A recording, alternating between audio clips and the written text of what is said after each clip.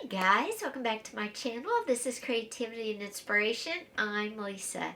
How's everybody doing? I hope you're having an amazing day. You're never going to believe this. I filmed this weekend. I was getting ready to edit it and there's no sound.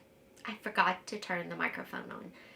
I swear I don't know what's been going on with me and my camera lately. I think there's just so much going on that, yeah, I just got to take my time. But anyway, today's video is a great one. I just wanted to say again, thank you for all the new subscribers, and definitely thank you for everybody that comes back time after time to watch my videos.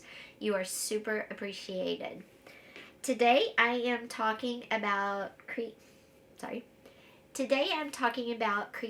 3D images from 2D pieces of paper.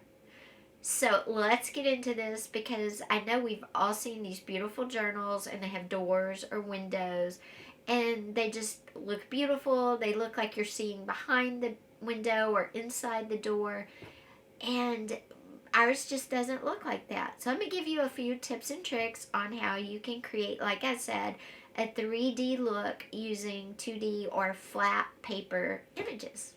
So come closer and I'll get this out of the way. I've got a little bit of a migraine today, so please be patient with me if I lose my train of thought a little bit. But I think I'll be okay. It's starting to feel better, finally. Now, we're talking 3D images, and I'm going to use this door and this window frame and this door as examples. These are just color pages. I searched color page window frame, and this is what I pulled up. Same thing with this, so that's how you can find these if you want. Of course, you can draw your own or die cut them, whatever. Now, I did this one a little larger maybe than I would normally, maybe not. It just depends on what kind of journal it's going in. But the first thing we're going to talk about, in the first way of creating a 3D effect using flat materials, is using shadow and light. So we're going to talk about shadow and light first, and then we're going to talk about size placement. But first, shadow and light. Now this is a flat window frame, but if you notice, it kind of gives off a 3D look when it's against the coffee stained paper. And the reason being is because I did not cut all the way to the black outline inside the frame. If you noticed, I left some white paper in different areas inside this frame right here. And what that's doing is help create shadow and light inside my frame, which is giving the illusion that it's not sitting right on paper, that it's kind of popped off and you could actually go behind it, okay? So shadow and light is the #1 way to bring a piece of flat 2D to life as 3D. Now the second one I talked about is placement and size, and I'm going to give you an example of this. First, we're going to use this large die-cut birdcage with flowers on it, and we're going to put this inside our window frame. That's how it looks inside there. Now you're still getting the 3D effect because there's still the light and shadow effect from the way I cut it. But it's really close, it's really big, so you know it's right inside the window. Now I want to make it look a little different. I want to make it look farther away, like there's more depth behind my window frame.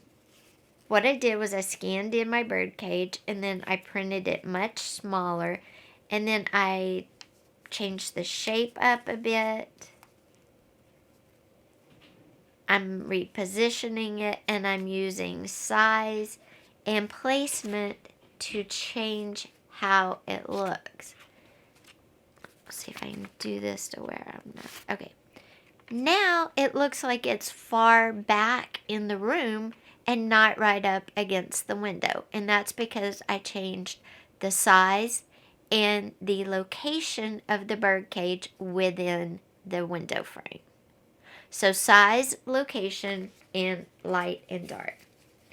Now let's do another example using something else. You can use die cuts. I'm going to use some ribbon I have. This is just some floral.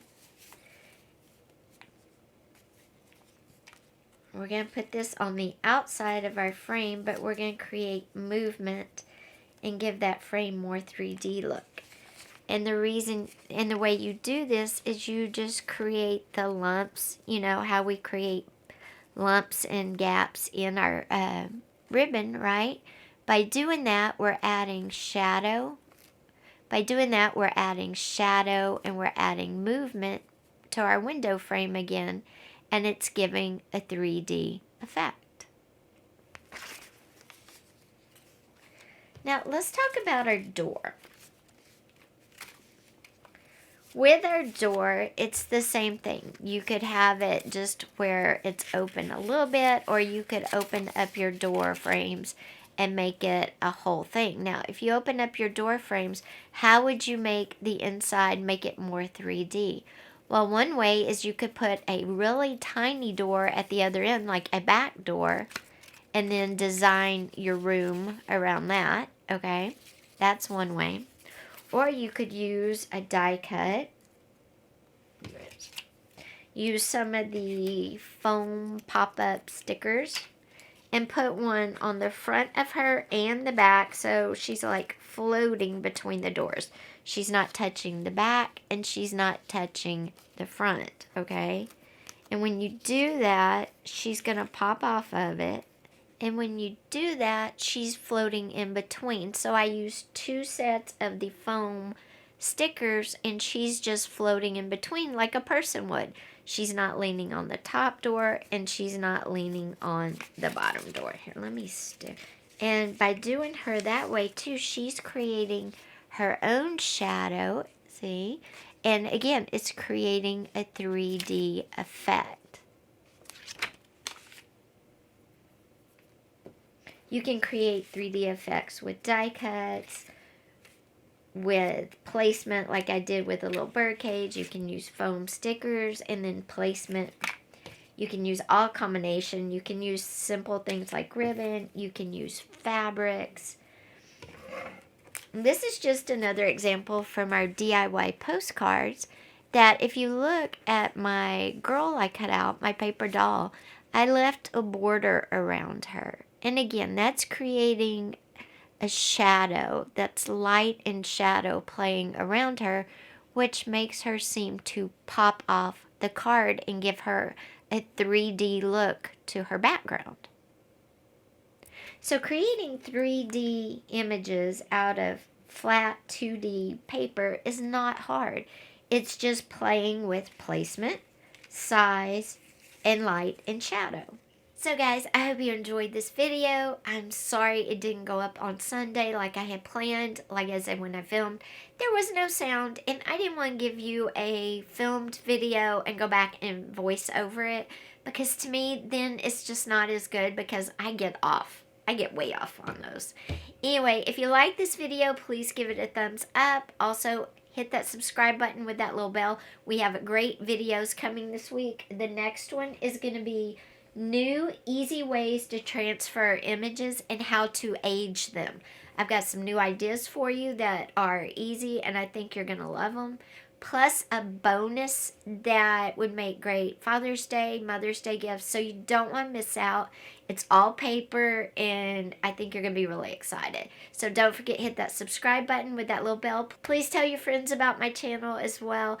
Take care. You're all super appreciated. Have an amazing week. Bye-bye.